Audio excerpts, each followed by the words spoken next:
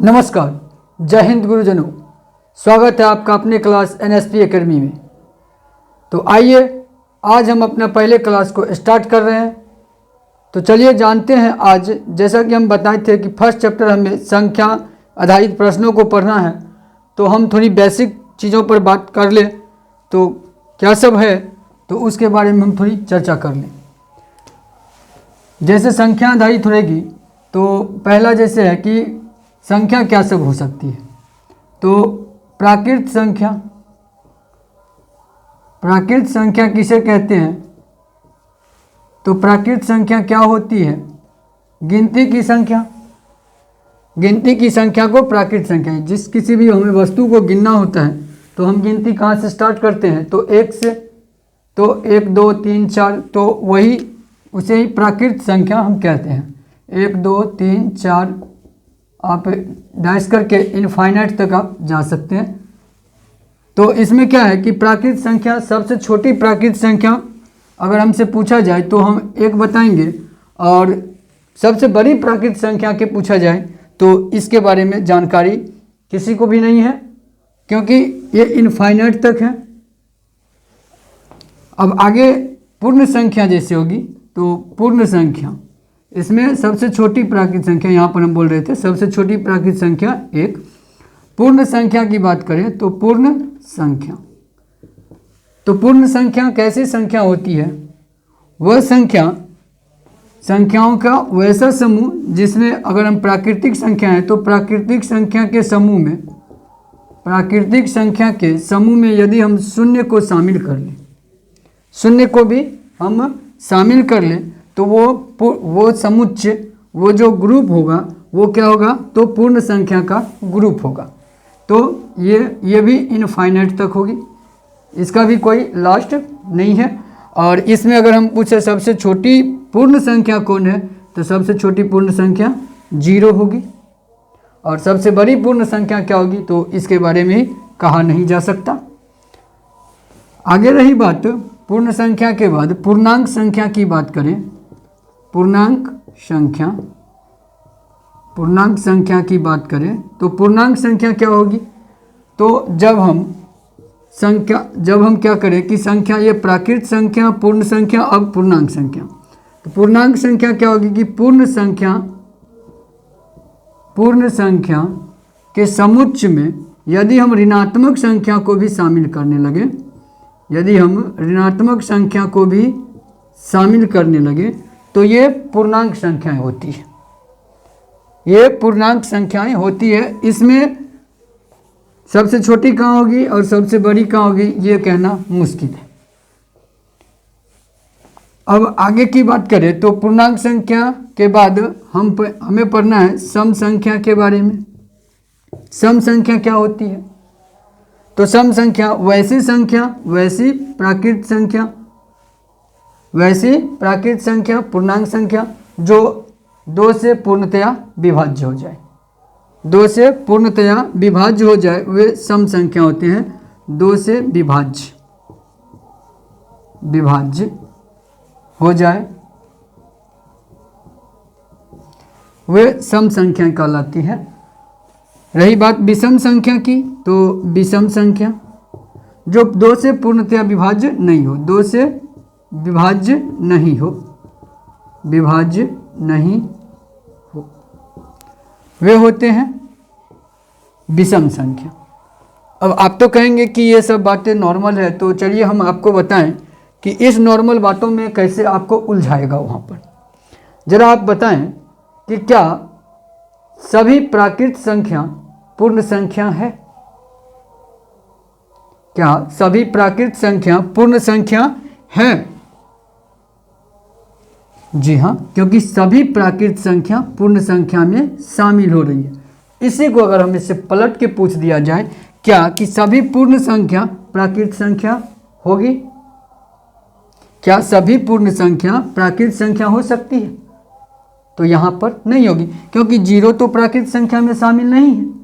तो इस तरह से आपको वहाँ पर इस तरह से क्वेश्चन को उलझाता है और उलझा के पूछा जाता है कि क्या सभी पूर्णांक संख्याएं पूर्ण संख्या है, या क्या सभी पूर्णांक संख्याएं प्राकृतिक संख्या है। तो इस तरह से उलझा उलझा के क्वेश्चन पूछा जाता है।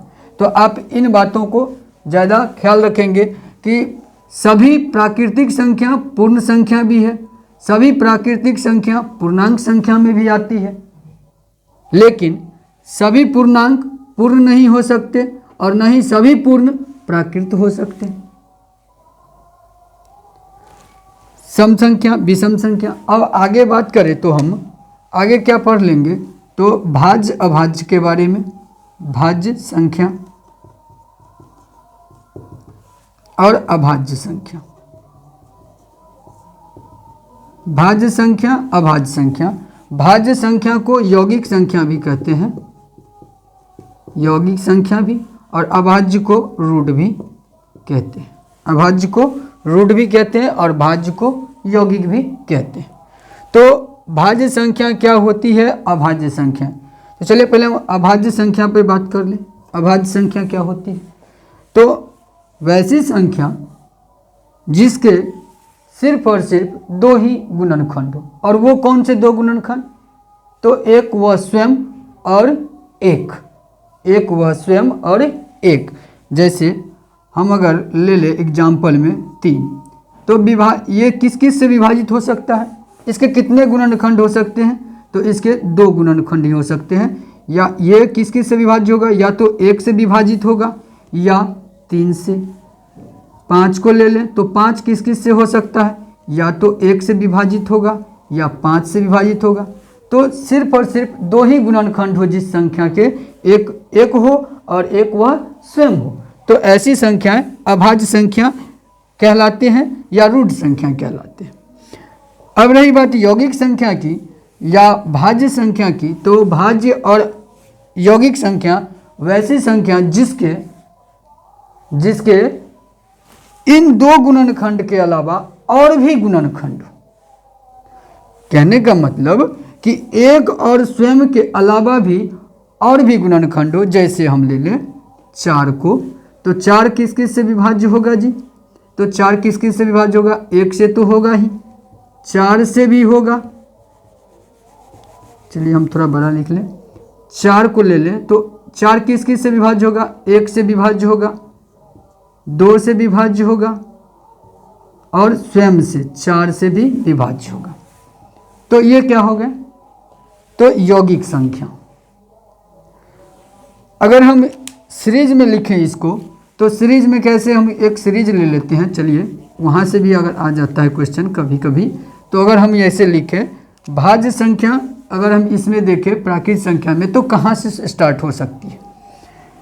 क्या 1 को हम भाज्य में रख सकते हैं, 1 को हम भाज्य में रख सकते हैं, तो नहीं, क्योंकि ये एक न ही भाज्य है और न ही अभाज्य है। इस बात को भी ख्याल रखेंगे, एक न तो भाज्य है और न ही अभाज्य है। क्यों नहीं है उसके बारे में भी हम चर्चा करेंगे। तो भाज्य कहाँ से शुरुआत होगा, तो भाज्य या यौगिक संख्या की शुरुआत कहाँ से होगी, 1 तो हुआ नहीं, 2 भी नहीं होगा, क्योंकि 2 के 2 ही गुणनखंड हो सकते हैं, या तो 1 या 2। 3 भी भाज्य संख्या नहीं हो सकती है, क्योंकि इसके भी सिर्फ 2 ही गुणनखंड हो सकते हैं, 1 और 3 के अलावा इसके और कोई गुणनखंड नहीं हो सकते। तो भाज्य कहाँ से स्टार्ट होगी, तो भाज्य स्टार्ट होगी 4 से। 4 होगा, क्या 5 होगा, नहीं, 6, 7 नहीं, 9, 10, ये सभी यहाँ से। और अभाज्य संख्या कहाँ से स्टार्ट होगी, तो अभाज्य संख्या 2 से, 2, 3, 5, 7 डैश डैश आगे तक। अब यहाँ से क्वेश्चन कैसे पूछेगा, आपसे क्वेश्चन पूछ देगा सबसे छोटी भाज्य संख्या और या सबसे छोटी यौगिक संख्या कौन है। बड़ी की बात तो होगी नहीं, क्योंकि बड़ी का कोई तो पता ही नहीं है। तो सबसे छोटी क्या होगी, 4 होगी। भाज्य संख्या या यौगिक संख्या बोले तो सबसे छोटी भाज्य संख्या या यौगिक संख्या 4 होगी। और रही बात अभाज्य की, अब यहाँ से अगर पूछे तो यहाँ से 2 तरीके से पूछे। सबसे छोटी अभाज्य संख्या, सबसे छोटी अभाज्य संख्या 2। अब क्या पूछेगा कि सबसे छोटी समअभाज्य संख्या क्या हो सकती है, या कि सम अभाज्य संख्या कौन है। तो पूरे गणित की दुनिया में एकमात्र संख्या है जो सम भी है और अभाज्य भी है। तो वो कौन सा है? तो दो को देखें तो आप दो सम भी है और अभाज्य भी है। क्यों? क्योंकि हम सम के लिए क्या पढ़ते हैं कि दो से जो विभाज्य हो जाए, तो दो से जो विभाज्य हो जाए, दो तो दो से विभाज्य होगा, तो ये सम हो गया। लेकिन सम होने के बाद भी इसमें क्या है कि इसका सिर्फ और सिर्फ दो ही गुणनखंड होते हैं, इसलिए ये अभाज्य के कैटेगरी में आ जाता है। ये किसके से विभाज्य होगा जी? तो एक से और दो से, यानी एक और स्वयं से विभाज्य होगा। तो इसलिए दो जो है अभाज्य संख्या है, सम अभाज्य। सम अभाज्य संख्या अगर हमसे पूछे कि सम अभाज्य संख्या कौन है, तो दो, और सबसे छोटी अभाज्य संख्या कौन है, तो दो। अब एक पर चर्चा कर लें कि एक भाज्य क्यों नहीं हो सकता और अभाज्य क्यों नहीं हो सकता। तो भाज्य क्यों नहीं हो सकता? तो भाज्य क्यों नहीं होगा? क्योंकि इसके गुणनखंड कितने होंगे? ये किस किस से विभाज्य होगा? तो एक तो सिर्फ और सिर्फ एक को विभाज्य करने के लिए केवल एक ही है। कौन है? तो वह स्वयं। वह स्वयं एक स्वयं से ही विभाजित होगा, इसके अलावा और किसी संख्या से विभाजित होगा ही नहीं। अभाज्य संख्या का क्या कंडीशन है कि अभाज्य संख्या का कंडीशन है ये वह स्वयं से कटेगा और एक से कटेगा। आप देखिए तो यहाँ वह स्वयं से तो कट रहा है, एक से कट रहा है, ये तो खुद दोनों बार तो एक ही हो गया, दोनों बार तो एक ही हो गया। तो ये ना तो अभाज्य है और ना ही भाज्य है। तो यहाँ तक आपको समझ में आया होगा। तो थोड़ी और चर्चा करें, संख्याओं के और भी संख्या को देखें तो और संख्या क्या होगी? तो और संख्या एक सह अभाज्य के बारे में जानना होगा। तो सह अभाज्य क्या होता है? ये कौन सी संख्या है? तो ये कैसी संख्या है? वैसी संख्या दो संख्या की बात करें आप, वैसी दो संख्या ले लें आप। दो संख्या का एक ग्रुप दिया रहेगा, तो जिस दो संख्या का दिया रहे अगर उसका मौसो एक आ जाए, उसका महत्तम समावर्तक एक आ जाए, HCF एक आ जाए, तो वो ग्रुप क्या कहलाएगा? वो जो होगा उसका वो ग्रुप सअभाज्य ग्रुप कहलाएगा, सअभाज्य संख्याएं कहलाएगी। जैसे 2, 3 को मैंने लिया तो इसका HCF अगर आप निकालेंगे तो कितना निकलेगा? 1। तो ये सअभाज्य संख्याएं हैं। आप 4, 5 को ले लें तो इसका HCF कितना निकलेगा? तो 1 ही निकलेगा इसका HCF। तो ये भी क्या है? सअभाज्य संख्याएं हैं।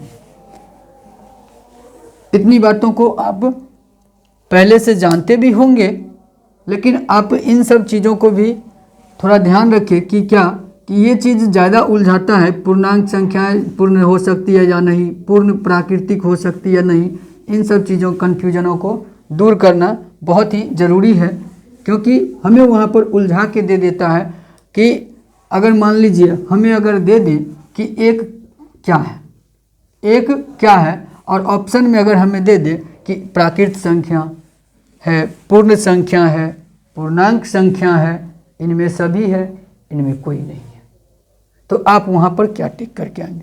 आप फर्स्ट ऑफ ऑल प्राकृत देखेंगे, टिक कहीं कर लेंगे। तो आप इस बातों को भी जानें कि एक क्या है। तो एक प्राकृत संख्या के होने के साथ साथ पूर्ण भी तो है, पूर्णांक भी तो है, तो यानी इनमें से सभी होनी चाहिए। तो इस तरीके से वहाँ पे हमें उलझाते बहुत है, तो आप उलझन में न फंसेंगे, इसीलिए हम इनको एक बार दोहरा दिए आपके लिए। अब चलिए कि संख्या से कुछ आधारित सवाल को हम देखें। तो सवाल को देखने से पहले उनको हम थोड़ा 1-2 ट्रिक आपको हम दिखाते हैं कि कैसे उनके लिए आपको काम में लाना है। ट्रिक को हम देखें। जरा हम इसको इरेज कर रहे हैं सर।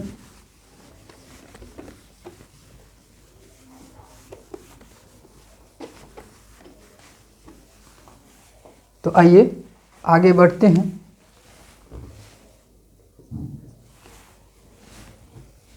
अब चलिए, अगर आपको कह दें कि प्रथम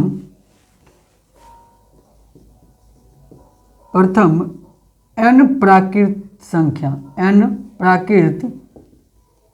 संख्याओं प्रथम n प्राकृत संख्याओं का योग क्या होगा? जी हाँ, इस तरह के सवाल बहुत पूछे जाते हैं। प्रथम n प्राकृतिक संख्याओं का योग क्या होगा? माने जैसे n प्राकृतिक संख्याओं, जैसे यहाँ पर अगर आपको कह दे प्रथम 50 प्राकृत संख्या का योग क्या होगा?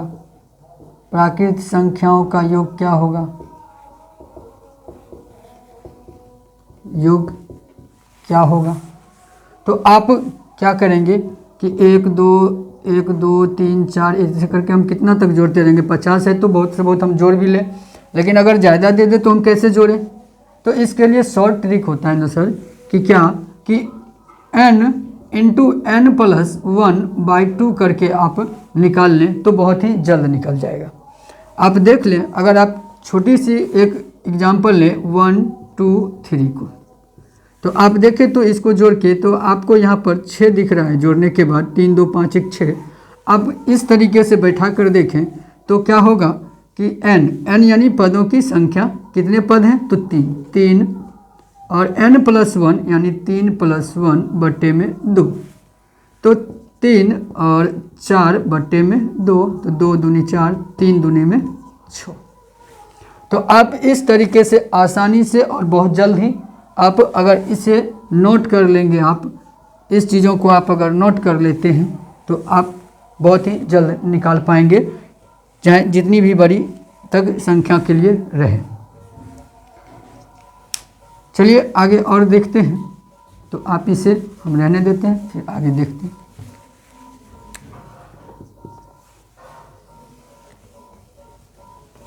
अब देखिए कि अगर कह दे हमें प्रथम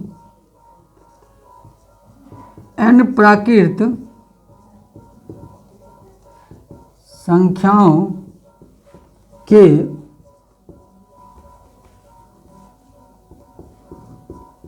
वर्गों का योग, प्रथम n प्राकृत संख्याओं के वर्गों का योग पूछ रहा है हमसे। जैसे मान लीजिए आपको कह दे कि प्रथम 10 प्राकृत संख्याओं के वर्गों का योग, संख्याओं के वर्गों का योग। तो क्या गुरुजी आप ऐसे निकालेंगे? 1 का स्क्वायर, 2 का स्क्वायर, 3 का स्क्वायर, 4 का स्क्वायर, 5 का स्क्वायर, 6 का स्क्वायर, 7 का स्क्वायर, 8 का स्क्वायर, 9 का स्क्वायर, 10 का स्क्वायर। मान लेते हैं आप अगर छोटी सी संख्या 10 दी हुई है तो आप 10 तक करके जल्द में जोड़ भी लें, लेकिन अगर ज़्यादा दे दे तो अब क्या करें? ज़्यादा दे दे तो अब क्या करें? तो आप इसके लिए एक ट्रिक यूज करेंगे। क्या? तो आप n into n plus 1 into 2n plus 1 और बट्टे में आप 6 को रख लें तो आपको बहुत जल्द ही निकल जाएगा।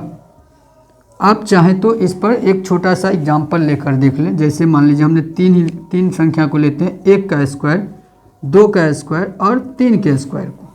तो आप देखें तो 1 4 और 3 3 9, 9 4 13 1 14 आ रहा है। अब आप यहाँ पर रख के देखिए, n यानी कि कितना? 3 प्लस 1 और 2 गुने में 3 प्लस 1 बट्टे में 6। तो क्या होगा? तो 3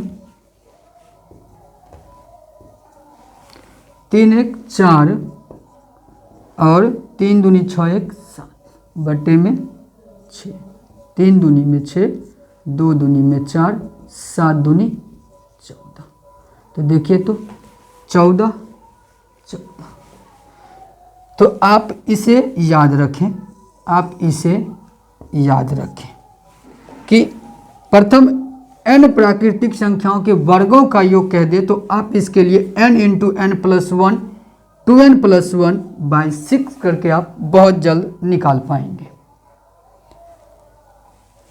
तो चलिए आगे और देखें तो यही हम थोड़ा चेंज करते हैं। जैसे देखिए प्रथम n प्राकृतिक संख्याओं के घनों का योग। पहले हमने पढ़ा सिंपल कि n प्राकृतिक संख्याओं का योग, तो n इंटू एन प्लस 1/2। प्रथम n प्राकृतिक संख्याओं के वर्गों का योग n into N plus 1 into 2n plus 1/6। अब यहाँ है घनों का योग, यानी एक क्यू, 1 का क्यू, 2 का क्यू, 3 का क्यू, 4 का क्यू। इस तरीके से अगर आपको दे दें तो आप इस तरीके से कैसे निकालेंगे, क्यू वाले को कैसे निकालेंगे, तो आप बस इसे ही याद रखें जिस तरह से n प्राकृतिक संख्याओं के योग को निकाले थे, बस वही याद रखें और सिर्फ उसका स्क्वायर कर दे तो आराम से निकल जाएगा। आप चेक करके देख सकते हैं कि 1 का क्यू, 2 का क्यू और 3 का क्यू मैंने लिया, तो 1 प्लस में 8 प्लस में 27, तो कितना आया 36। ठीक, अब आप इस पर रख के देखिए तो n का मान 3 प्लस 1/2,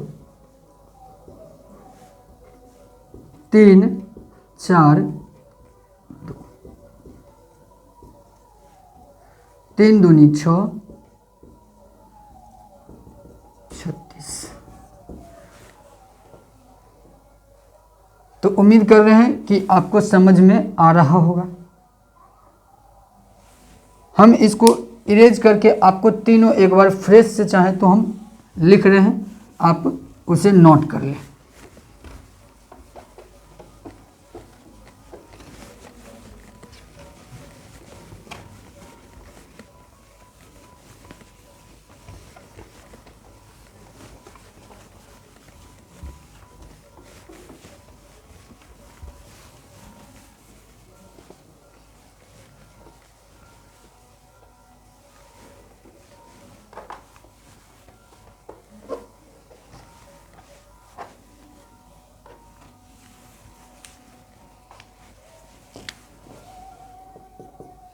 प्रथम हमने क्या पढ़ा था जी, प्रथम n प्राकृत संख्याओं का योग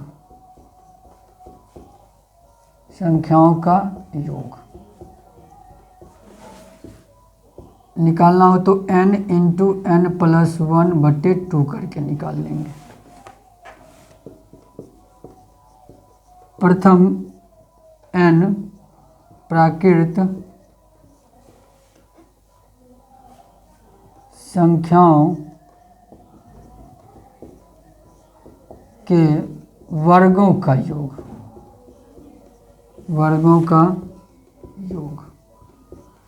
तो इसको कैसे निकाले थे, तो n into N plus 1 to 2n plus 1 और बटे में 6 करके। तीसरा क्या पढ़े, प्रथम n प्राकृत संख्याओं के घनों का योग। तो इसके लिए क्या होगा, n इंटू एन प्लस 1/2 और इस पूरे का होल स्क्वायर। तो ये 3 बातों को हम पढ़े थे, आप जल्द नोट कर लें, इसको बहुत ही हेल्प होगी आपको। जब सवाल को हम बनाएंगे तो उस वक्त ये सभी ज़रूरत पड़ेंगे। अब चलिए, अब हम क्या देखें, तो देखने के लिए अब जैसे कि मान लीजिए कह दे कि प्रथम n प्राकृत सम संख्या के योग, प्रथम n प्राकृत सम संख्या का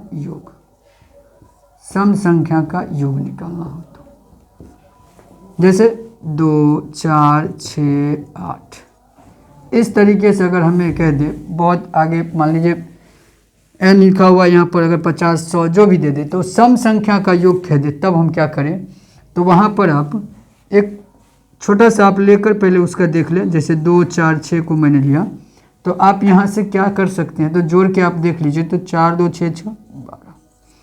इससे क्या पता चलता है कि हम अगर पदों की संख्या को देखें तो 3 गो पद, और इसमें अगर एक एक्स्ट्रा करके हम गुना कर दें 4 4 3 में 12, यानी इस तरीके के अगर रहे प्रथम n प्राकृत सम संख्या का योग कह दे, सम संख्या का योग, तो आप n इंटू एन प्लस 1 रख लेंगे। बस इस पर आपको जल्दबाजी में निकल जाएगी।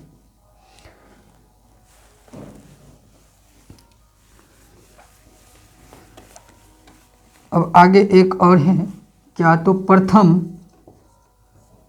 n प्राकृत विषम संख्या का योग। प्रथम n प्राकृत विषम संख्या का योग निकालना हो तब क्या करें, तो तब क्या करें, तो जैसे 3 6 3 1 3 5, इस तरीके से आप 3 को चेक करके देखें। 5 3 8 1 9 आ रहा है, 9 आ रहा है। तो हम यहाँ से देख रहे हैं कि पद 3 है और 9, यानी 3 का स्क्वायर 9, यानी आप सीधे यहाँ पर लिख लें n स्क्वायर।